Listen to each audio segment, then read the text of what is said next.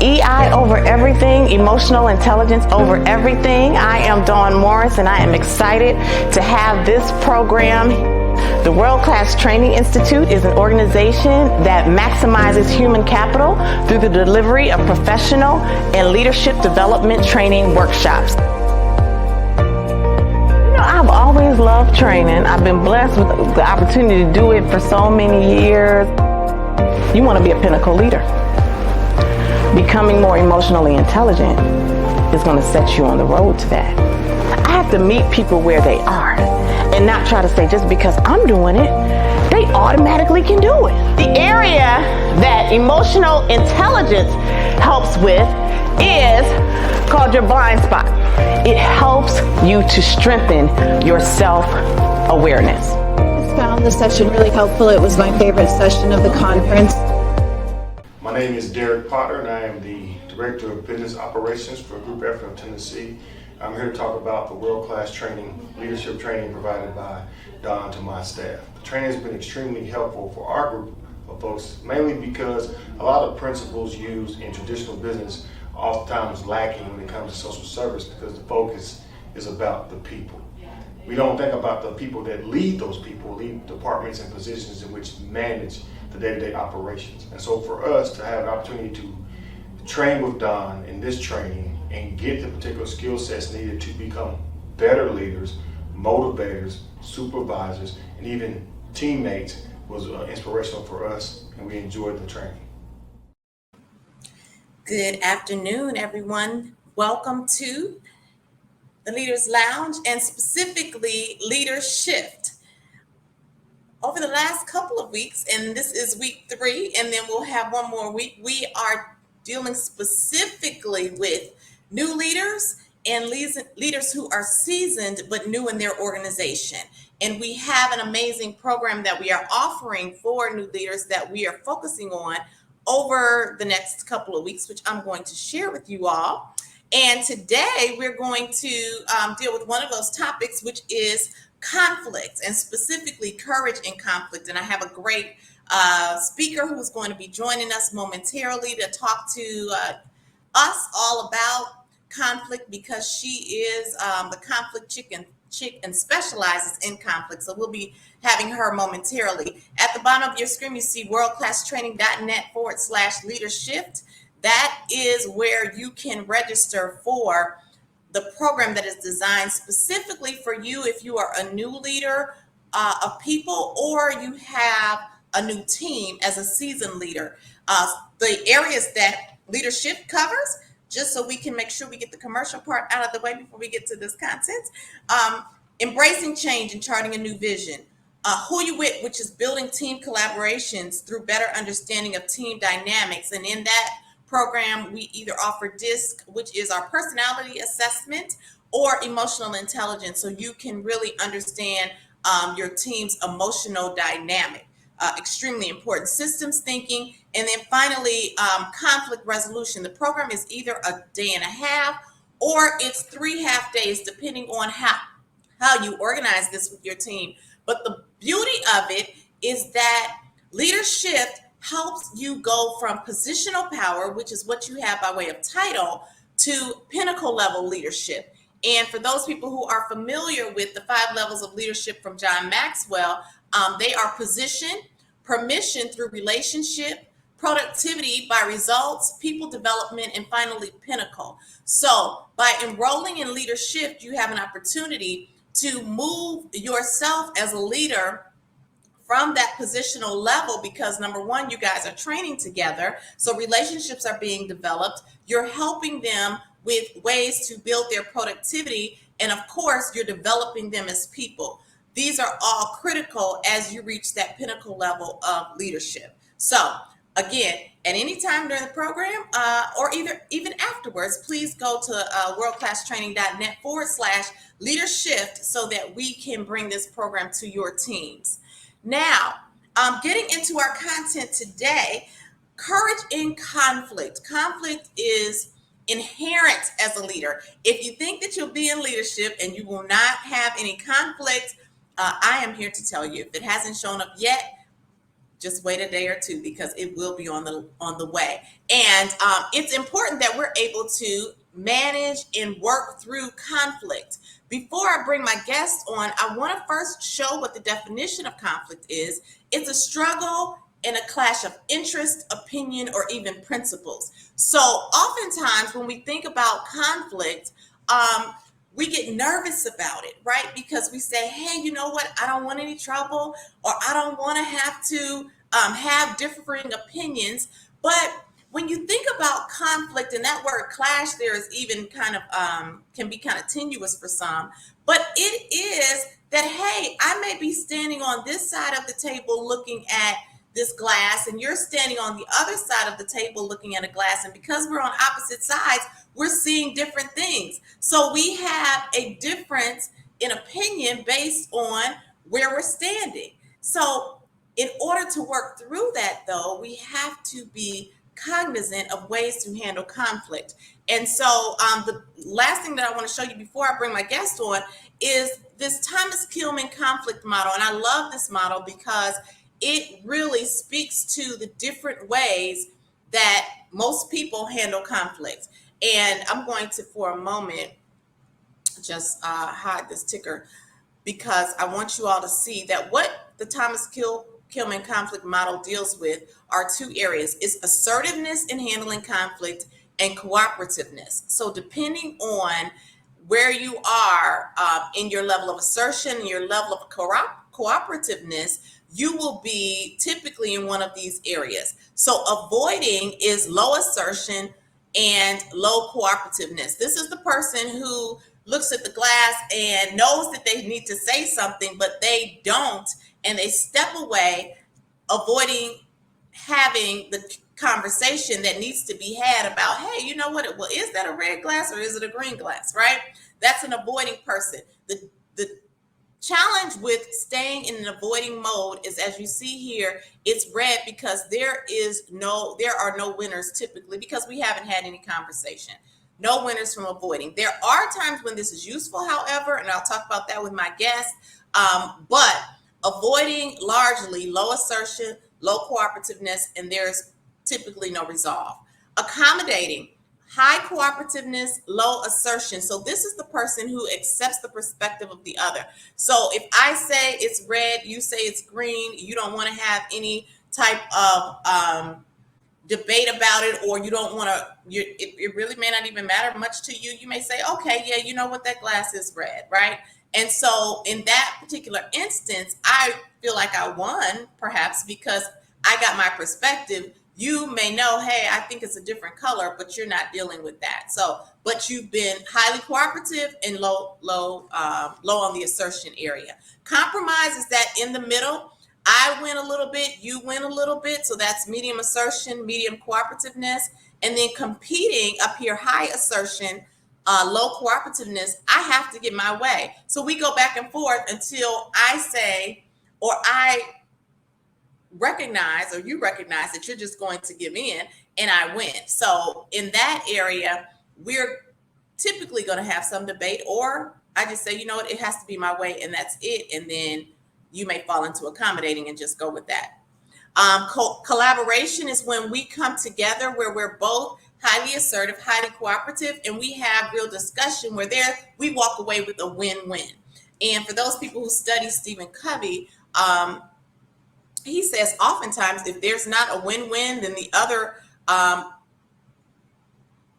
reasonable solution is no deal. So we want to be highly collaborative, but we don't want to be collaborative to the point where we are not moving the dial forward. So I just wanted to kind of lay that framework before I bring on my guest so that you guys can kind of have in your heads where you stand on that conflict model. And we do, when we do this training, actually give you an assessment so that you can know what tendency you have most often when dealing with conflict, because all of those are necessary at certain times, but you don't want to be always highly competitive.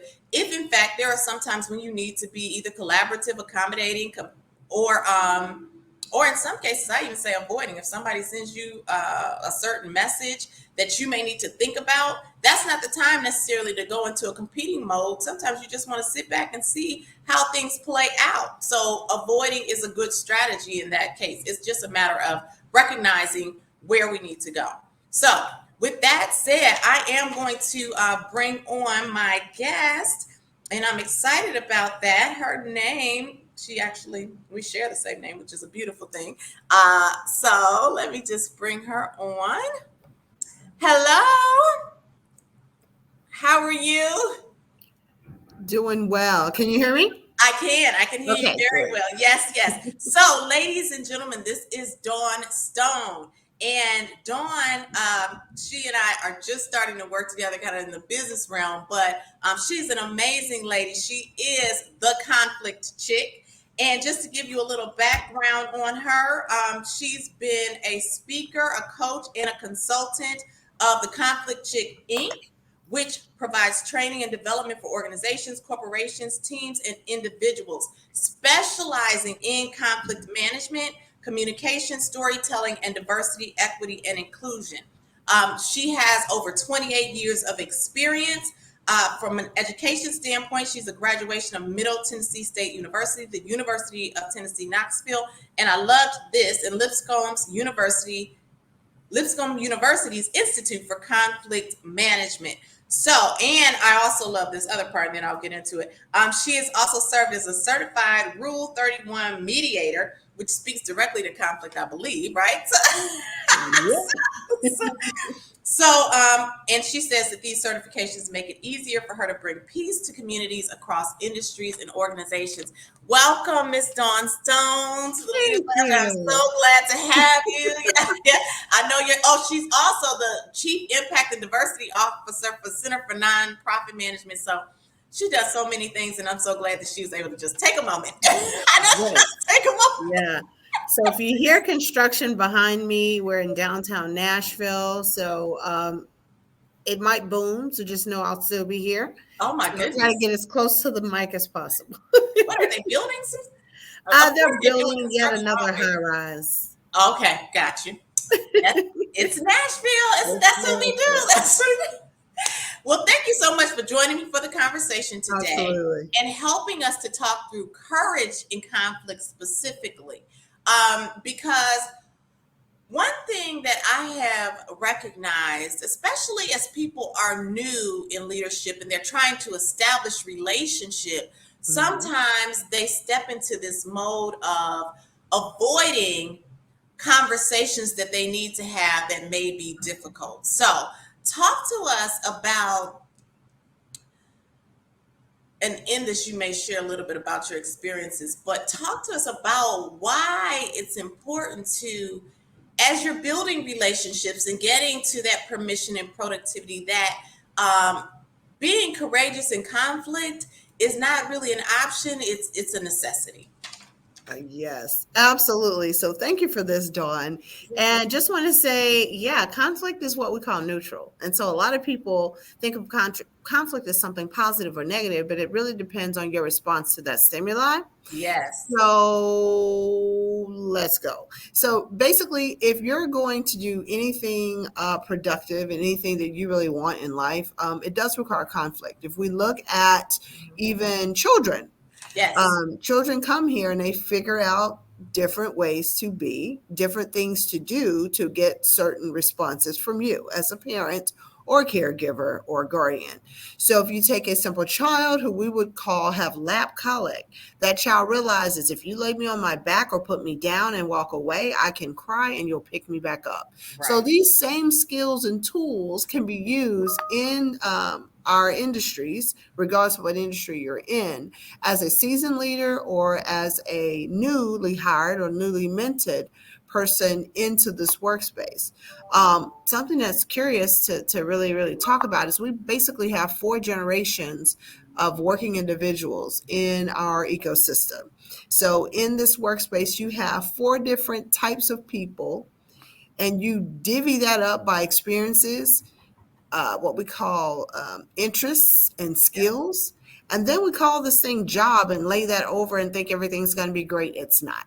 So conflict is something that you have to embrace. And the key thing with conflict is understanding in those 5 areas. And I'm glad you spoke about Thomas Gilman and the work that he has done in this space as a researcher. There have been probably a dozen more researchers that have come after him that have created some tools around, understanding our personalities, our actions, our tendencies, our experiences, and how this all plays into the conflict model. So when we take a look at, and I use that model a lot, but if we take a look at the way that we enter conflict, conflict can be a decision. And really it is a compromise, or what we call a scarcity of resources. Scarcity could be anything from a job, a position, scarcity of time. So all of these, what we call motivators, impact us and cause us to have some type of conflict. It might be a conflict in time, conflict in relationships, conflict in expectations, job performance, just conflict in I just don't like you as a person. So how do we handle these things in the workplace? Simply do one or two things. Number one, you have to have a self-awareness. You have to know where you are, what your triggers are, who you're influenced by, what you're impacted by, and then bring that into the space. So a lot of times in industry, people don't allow you to walk into an organization as your full self. So there are a number of ways to discover that. Again, Dawn has mentioned she's got coaching. In my business, I have coaching. We do this all the time. So in looking at where people are, kind of understanding what their self-assessment is, and then getting a 360 feedback from those who know you and those who don't know you. So then you have this perception thing that you're having to manage as well, that also causes conflict. And so when we get into these spaces and we find conflict as a construct, that's really what it is. It's a situation for you to really kind of evaluate what is that you want. Because it really comes down to 2 things. I always tell them it's a position over power. And a lot of times people walk into conflict feeling that they are either underserved, being overutilized, underutilized, overlooked, or just exhausted. So when you have conflict and you understand within yourself first, this is how I feel, this is what I'm seeing, this is my experience, these are my triggers. And then you take a look at the actual opportunity, whether it's time, money, resources, being hybrid as opposed to in office all the time or 100% remote. That also creates conflict for some people. So understanding yourself and then the other party's position and power helps you really take conflict to another level, meaning I can separate my own personal biases, I can separate my own feelings, I can separate my past experiences and say, let's isolate the opportunity, and then the 2 of us together address it. So that's the best way to move conflict from something of a negative standpoint to something that's more of a power position, which is more positive in nature. I have conflict all the time. I mean, even in talking with, consultant to consultant, we talk about things and I may not like everything that's said, but again, it's being able to identify the areas that can be separated out, meaning your personal position, your personal power, and your just preference, and just say, hey, what's best for this scenario? What's best for the work? What's best for the client? And then moving to action, which is the 3rd step. So like yourself, know the opposition, and then take action. No, that's very powerful.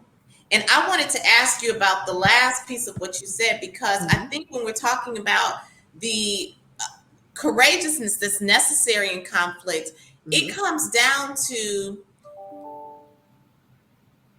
not necessarily the problem or the thing that's causing the issue. It can be the personality of the person with whom you have to have the discussion that is more challenging, and so as leaders are working through that, in especially a new leader who may not even know all of the personalities of the people with whom they work, how do you think they should navigate the waters to deal with the people and still maintain the relationship while, yes, we need to take care of the problem or the concern on this side? Hmm. That's a very good question. So what I do, I really encourage my students, Right. my clients, my peers, the people I report to, community leaders. It starts with a relationship. So again, that first relationship is your own relationship. Understand who you are and what you're about and why you walk around with whatever chip on your shoulder. Right. Understand what those chips mean to you. There's a psychologist, Dr. Eric Byrne, that talks about the tapes that play in our minds. Mhm. And so when you think about social psychology as an entire set of resources for us, social Right. psychologists sometimes get a bad rep, but they're really about, our inner selves. The inner me is usually the enemy, right? Yes. And so a Yes. lot of times you may think worse about a situation or a person because of your own feelings, your Yes. own sense of self. Yes. So I really think that's where it starts. Because you can have some real conversations and not get emotionally tied to it because it's a product, it's a service, Right. it's something that needs to happen, right? It might be an Right. action or a reaction. And so, I look at my world in DEI, and every single day I have to maintain a certain decorum about holding people accountable to the words and the things and the actions that they display. And so in the past, you talk about conflict, I used to avoid it. So it goes right back to that 5-point model that you just shared. I used to be an avoider because I was like, you know what? It's not my problem. I'm up for a position. I could care less what's happening to that individual, or that individual should have done this, right? When the avoidance piece allowed me protection. See, our brains are designed to protect. Eric Byrne Mhm. talks about the tapes in your head that Right. consistently play.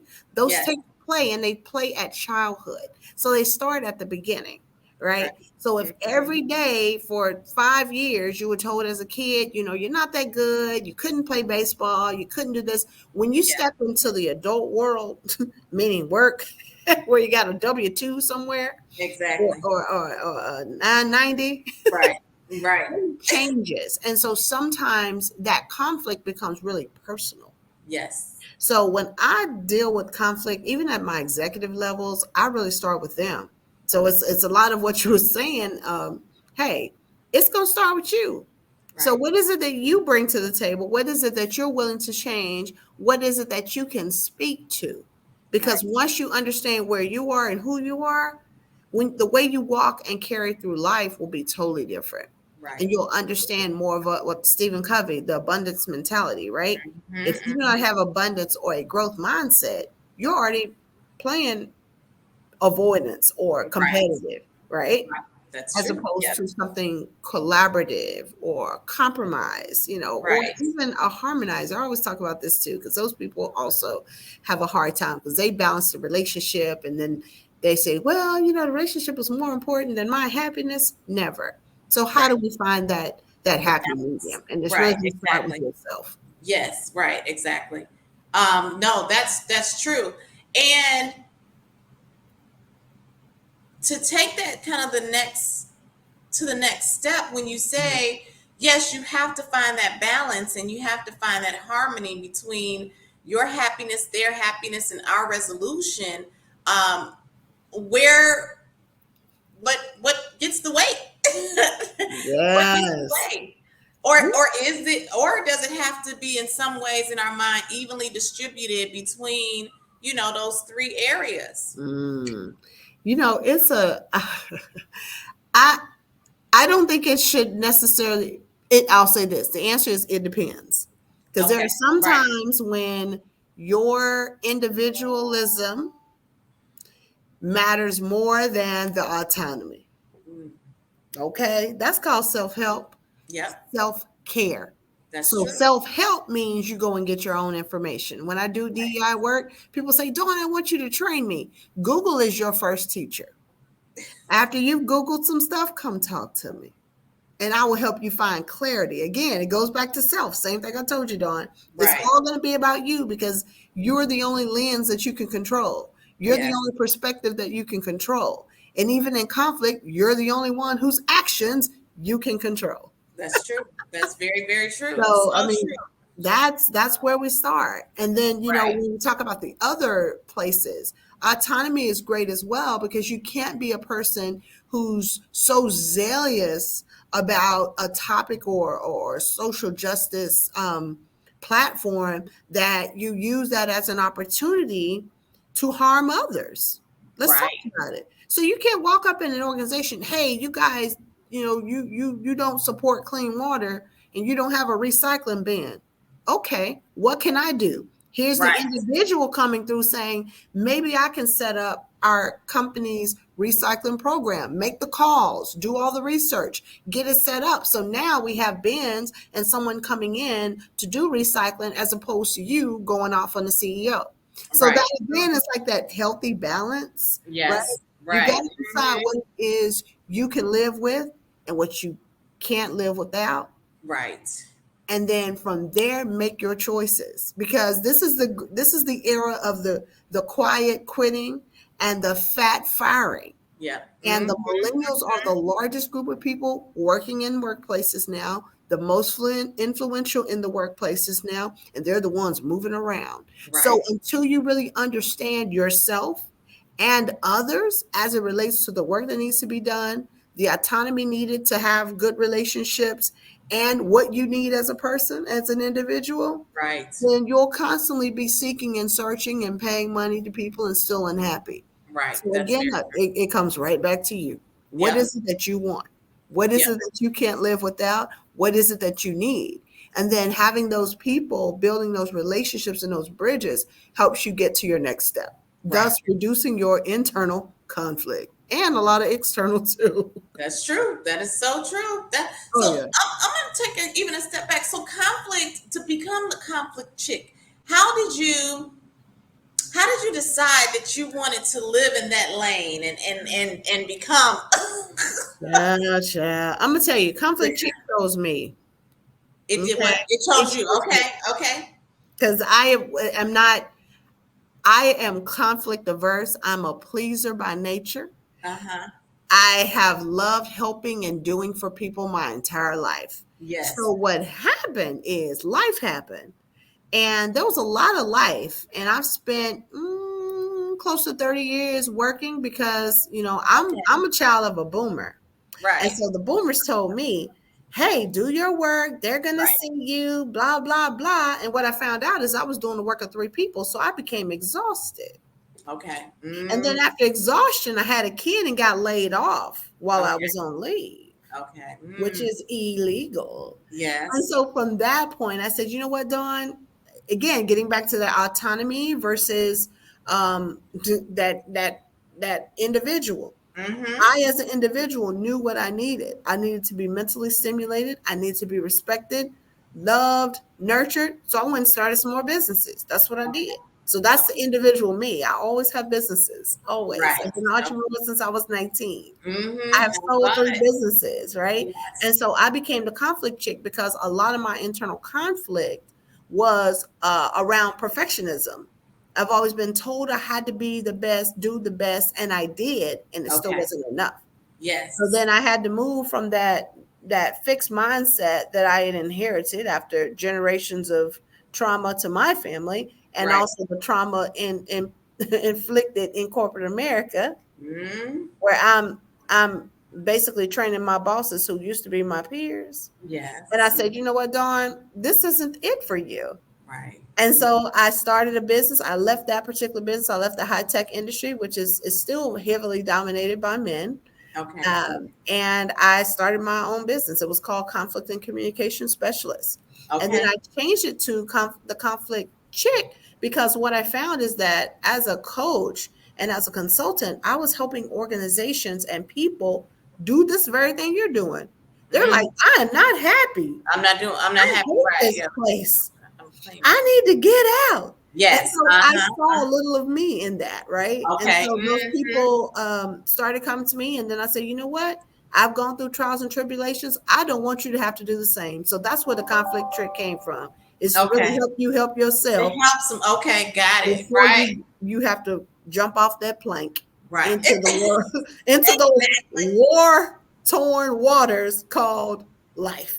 Yes. Yes. I always say life shows up, and we got to be ready because it is. It does. So So that's how I as ended up there. yes. So do you in that role, do you train individually? Do you train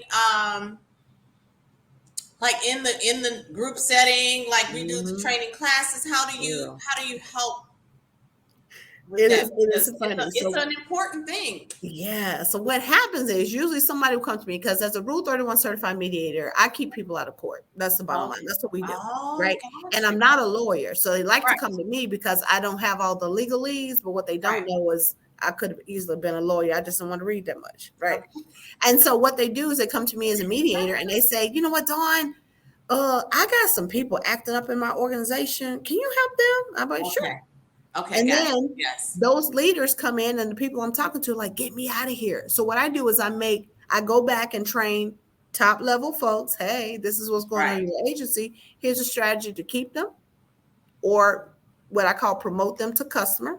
Yep. Mm-hmm. And then I go to those who are being frontline and hourly folks and contractors, and I go and I train them. Here are the things and Yes. the skills that you need, and this is how you can communicate and work within this institutional identity that Right. has been built within this particular agency. And Okay. so from that point, they both have tools.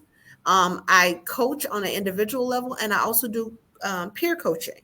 So Right. I'll take Okay. full departments. Like I've got a client right now across 4 states. They are lawyers, and Yes. I'm doing their full DEI. I'm helping them build it, train it, and turn it into annual training and 6-month refreshers for every person in their organization. Okay. Right.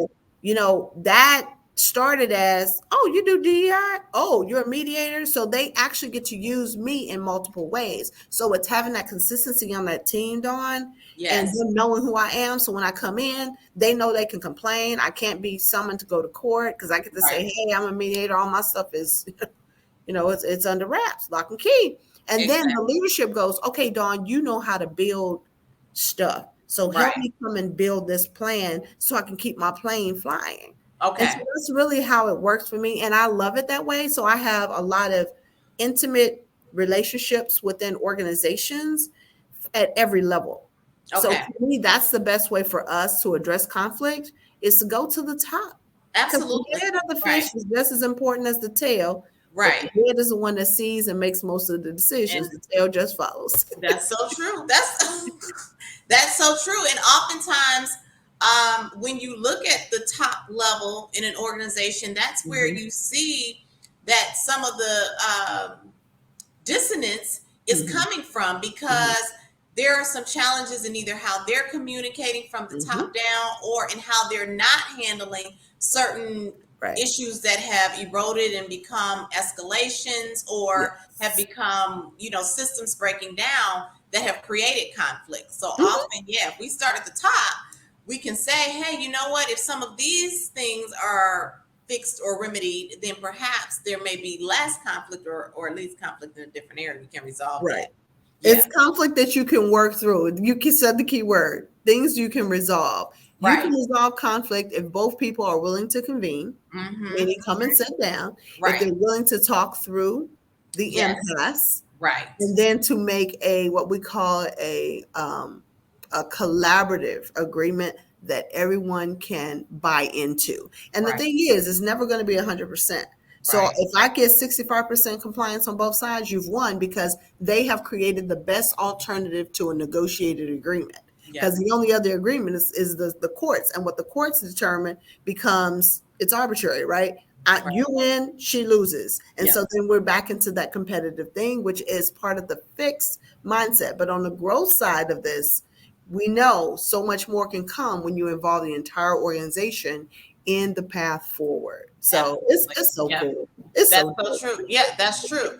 I'm gonna ask you, and we probably could talk about this forever, but I'm I gonna know, right? it's like here we have. So how can we demonstrate courageousness? You're new in an organization or you're a seasoned leader who has a new team. You don't Mhm. know who these people are yet, but you have a major, let's say a major announcement. You're the one who has to tell these people they're going to be laid off. Right. Demonstrate courageousness. Ah. How can you, in that realm, brand new, demonstrate courageousness while delivering whatever you have to deliver, Mm-hmm. building relationships where you can, but Mm-hmm. taking care of the business at hand? So that's a very good question. So there are a couple of ways that I recommend doing it, but I'm gonna tell you one thing that I do. Here's what I do. Um, you know you're going to have strong emotions. Yes. There's also going to be what we call opposing opinions. People are going to have their thoughts, their actions, and what I would have done. And then there are high stakes. So in the scenario that you actually painted, there's a lot. Okay, so when we these courageous conversations require a few things. So I'm going to talk to you briefly about them because I know time is short. Credibility. Number one, when you go to someone and you have that information, you've got to be credible, meaning you've got all the information and you're ready to disseminate that information. And when you don't know, you say, I don't know, let me get back to you instead of lying. Okay. Yes. Woo, whole thing. Yes. Professionalism. Yes. Professionalism means not to do it in email. Let's go old school. Pull Yes. everyone together, even if it has to be a Zoom call because you have a virtual group.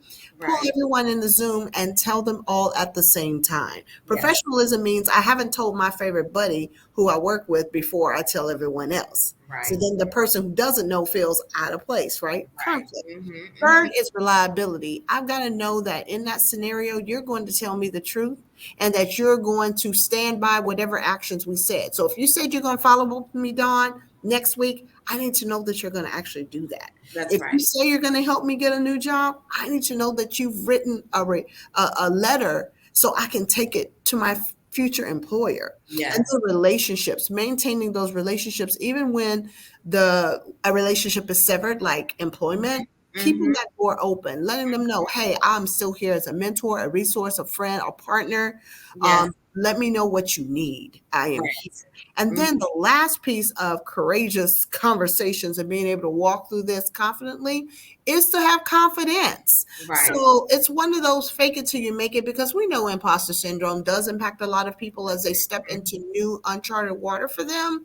But if you have the confidence to look someone in the eye and tell them exactly with full transparency how you're feeling, what things you would like, and do that with I call a filtered tongue, meaning don't curse anyone out, but be honest about it. I'm not real easy about this layoff. Yes. It really hurts me. And if tears roll, I say let the tears roll, because you're dealing with people's lives, because people will not believe in you until they believe that you believe in them. Right? You can't do that. And Yes. so eliminating all those biases, keeping your ABCs in check, your attitudes, your beliefs and behaviors, and your own culture and conflict norms, right? Yes. You can't avoid it. No. Whenever it's something of this magnitude, pull the people together, have that conversation face to face. If you got to write it out, write it out. Practice in the mirror.